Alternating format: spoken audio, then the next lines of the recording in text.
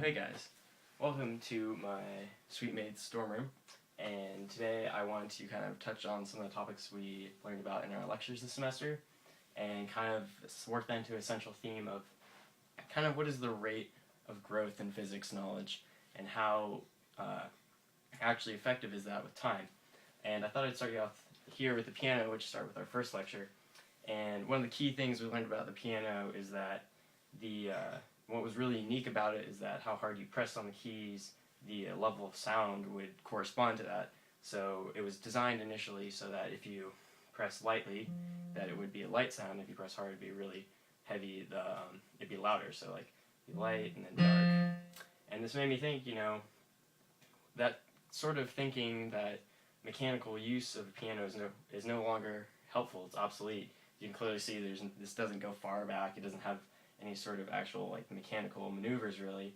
I mean, it does slightly in there, but really we use technology to amplify the noise and everything about it. So it's less of kind of the mechanics, it's more moved into technology.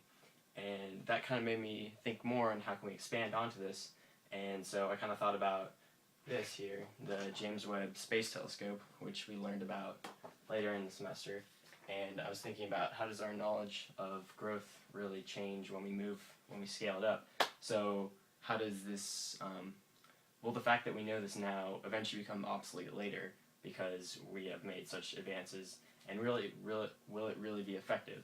So here are some other examples of how this may or may not be true. So going off this idea of how our technology is constantly replacing itself, the James Webb Space Telescope is a really good example of how we've constantly progressed our knowledge of outer space. And the way specifically James Webb's doing it is by using infrared detectors instead of visual cameras. And what it'll allow us to do is to look deeper into the solar system and a lot of times depict a lot of stuff that Hubble initially saw, but that we kind of want to see through and see more detailed and give us an image that Hubble can't, especially because there's a lot of different infrared light that of course, visually you can't see because it's on a different spectrum. But I want to kind of push past this and see how people are actually kind of taking it to the next level of, we've even moved past the idea of just like landing on the moon or traveling to different worlds, and now we're actually talking about like everyone moving out and going and living somewhere. So this XKCD comment kind of talks about that idea and if it's even possible.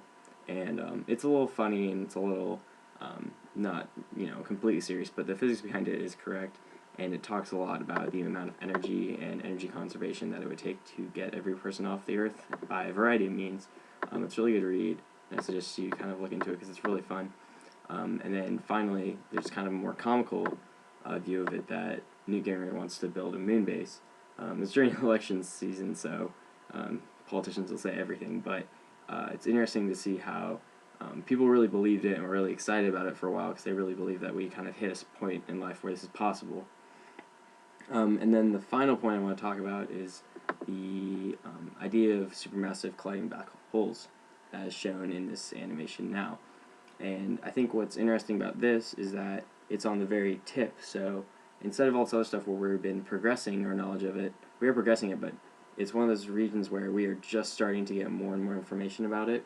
And I think it'll be interesting to see kind of how it plays out, whether we start to realize that we can move so much further past it that it's not even that relevant anymore, or if it's something that really will concern us. And maybe that'll force us to look back and really push for some sort of Earth evacuation. But I think from the animation shows that it would be a very violent end to all of us if this happened. Thank you for watching, and hope you guys, good luck on finals. Thanks, guys.